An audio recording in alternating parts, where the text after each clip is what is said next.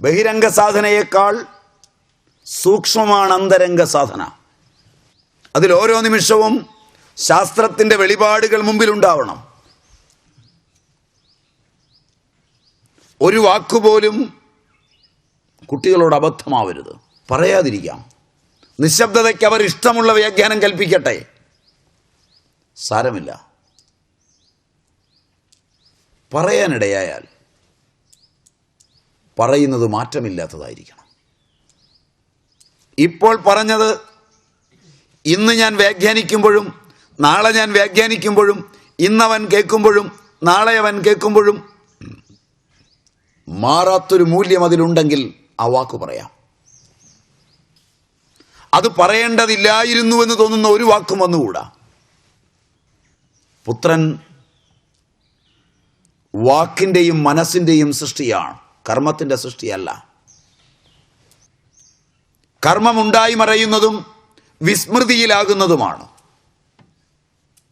വാക്കും മനസ്സും സൂക്ഷ്മമാകയാൽ വിസ്മൃതമാവില്ല. എന്നോടന്ന് അങ്ങനെ പറഞ്ഞില്ലേ എന്ന് തോന്നുവാൻ ഇടയാകുന്ന ഒരു വാക്കും പുറത്തു വരാതെ ശാസ്ത്രം നമ്മെ കാക്കാൻ പ്രാർത്ഥിക്കണം. വാക്ക് മിതമായിരിക്കണം, സാരവത്തായിരിക്കണം, വാഗ്മിതയുള്ളതായിരിക്കണം. അങ്ങനെയുള്ള മാതാവും പിതാവും ഉണ്ടായാൽ പുത്രൻ എവിടെ എത്തില്ല.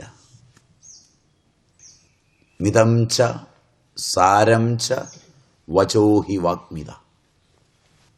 മിതമായും സാരവത്തായും മാത്രം പറയുന്നയാൾ. ഒരപശബ്ദമുണ്ടാവില്ല. രാമായണം വായിച്ചാൽ ഇങ്ങനെ ഒരുത്തനെ പരിചയപ്പെടാം. ആഞ്ജനേയൻ. എഴുത്തച്ഛൻ്റെയോ മൂലമോ വായിച്ചോളൂ. ഒരപശബ്ദം ഉണ്ടാവില്ല. വൈയാകരണൻ, നല്ല വൈയാകരണൻ, വടു നിർണയം എന്നാ എഴുത്തച്ഛൻ എഴുതിയിരിക്കുന്നത്. വാക്ക് വളരെ സൂക്ഷിക്കണം. ബന്ധങ്ങളും കർമ്മകലാപങ്ങളും സംഘർഷത്തെ ഉണ്ടാക്കിയിട്ട് കിടക്കരുത്. കുടുംബം പുലർത്തുമ്പോൾ അന്തരംഗ സാധനയിൽ ഏറ്റവും സൂക്ഷിക്കേണ്ടതാണ്.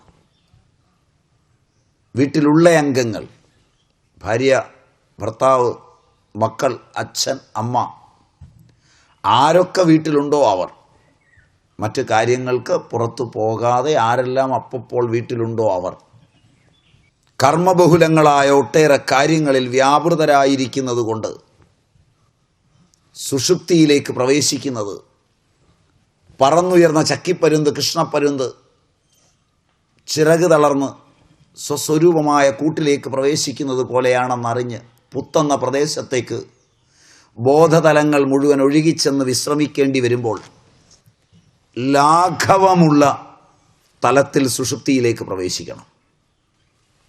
ശാസ്ത്രം വിളങ്ങണമെങ്കിൽ മനസ്സിനെ ഇന്ദ്രിയദ്വാര പുറത്തേക്ക് കൊണ്ടുപോകുന്ന സംഭവബഹുലങ്ങളായ കാര്യങ്ങൾക്ക് ശേഷം ഉറക്കത്തിലേക്ക് പ്രവേശിക്കരുത്. ഉറക്കം സംഘർഷസന്ധികളെ ഉണ്ടാക്കും. പലരും ഉറങ്ങാറില്ല. പണ്ടൊരു കവി അങ്ങനെ എഴുതിയിട്ടുമുണ്ട്. ജാഗര ക്ലിഷ്ടനായി അസ്വസ്ഥ ചിത്തനായി സാഗരം മെല്ലെ വിരിമണൽ മെത്തമേൽ താനെ തിരിഞ്ഞും മറിഞ്ഞും കിടക്കയാണ് ഈ നേരമൊക്കെ തുടിക്കും കരളുമായി. ശങ്കരക്കുറുപ്പിൻ്റെയാണ് കവിത.